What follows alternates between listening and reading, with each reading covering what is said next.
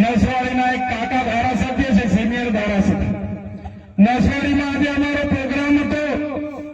કાકાએ અમારા સરપંચોને ડરાવ્યા અને અમારા પ્રોગ્રામમાંથી એમણે પ્રોગ્રામ રાખી દીધા.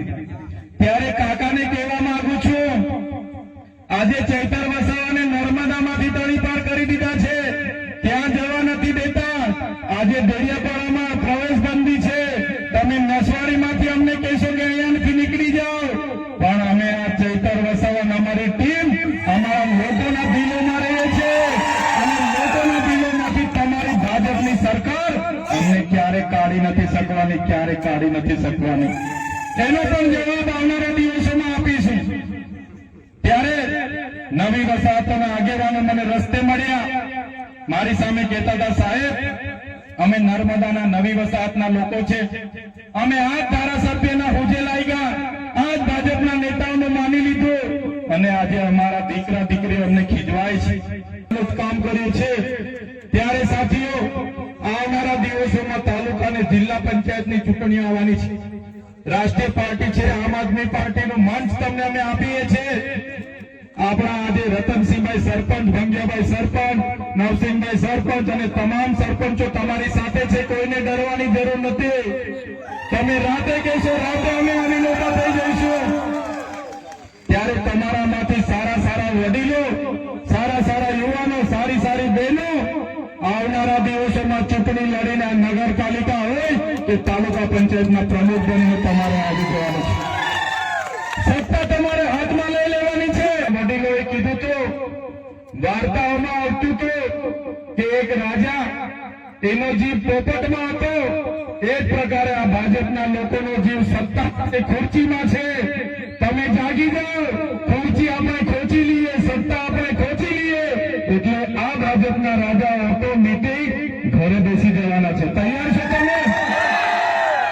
સત્તા ખોચી લેવાની છે. તૈયાર છો બધા? જય આદિવાસી. ત્યારે આ વિસ્તારના 28 ગામના લોકોને પણ કહેવા માંગુ છું અને બીજા વિસ્તાર હાપેશ્વર હોય, આંબાડુંગર હોય કે આ વિસ્તારના અવસન કરતાના લોકો હોય, તમામ લોકોને કહેવા માંગુ છું, કોઈને ડરવાની જરૂર નથી. કોઈ પણ બહારનો વ્યક્તિ, ભાજપનો વ્યક્તિ તમને ડરાવે તો ખાલી આદિવાસી તરીકે એકવાર કિચડી પાડીને અભોગો કરી દેજો, આખું ગામ ભેગું થઈ જશે. એ લોકોને આપણે દરતા કરી દઈશું. અભોગો આવડે છે ને બધાને?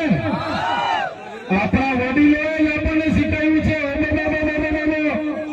ગામમાં અભોગો કરી દેજો. અમે બધા જોડીને આવી જઈશું. એ આરએસએસ વાળા હશે કે ભાજપ વાળા હશે, એમને ઉભી પછડીથી અમે ભગાવી દઈશું. ત્યારે બધા જ લોકોને વિનંતી કરું છું, આપણી અસ્મિતા, આપણી સંસ્કૃતિ અને આપણી જે આદિવાસીની અસલિયત છે એ આપણે જાગૃત કરવું પડશે. અમે એટલા માટે આ પાર્ટીમાં જોડાઈને આગળ વધી રહ્યા છે. ભાજપ વાળા અમને પણ બોલાવે છે, આવો તમે સત્તા અને પૈસા કમાઓ. અમને સત્તા અને પૈસાનો મોહ નથી. અમે આદિવાસીઓને જાગૃત કરીએ, આદિવાસીઓને આગળ લાવીએ. અમારા યુવાનો ભણી ગણીને આગળ આવે, અમારા ખેડૂતો આગળ આવે, અમારા ખેડૂતના દીકરાઓ 4 વ્હીલ લઈને ફરે, મર્સિડીઝ લઈને ફરે, BMW લઈને ફરે, IAS થાય, IPS થાય. એ જ અમારા સપના છે. અમારા લોકોના નાના મોટા પ્રશ્ન છે, એને પણ આવનારા દિવસોમાં સરકારમાં 2027માં અમે બધા આમાંથી જઈએ અને આદિવાસીઓના હિતના કામ કરીએ, આ વિસ્તારના યુવાનોના હિતના કામ કરીએ, ગુજરાતના 18 વર્ગના લોકોના હિતના કામ કરીએ. એ અમારા બધાના સપના છે. ત્યારે વધારે વાતો નથી કહેતો, પણ આવી જ પ્રકારે તમારો સાથ અને સહકાર અમને જોઈશે.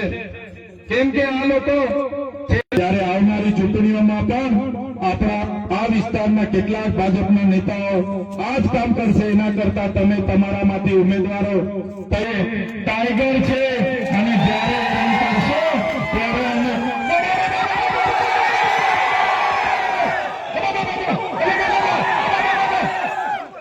આ અમારી તાકાત અમે આવનારા દિવસોમાં બતાવીશું ને? તૈયાર છો બધા? ધન્યવાદ કરું છું તમામ વડીલો, માતા બહેનો, મીડિયાના મિત્રો, પોલીસ મિત્રો, તમામ લોકોનો ખૂબ ખૂબ આભાર માનું છું. ધન્યવાદ. જય આદિવાસી, જય જોહાર, જય ભારત. ખૂબ સરસ અહીંથી માર્ગદર્શન આપ્યું આમ આદમી પાર્ટીનો સર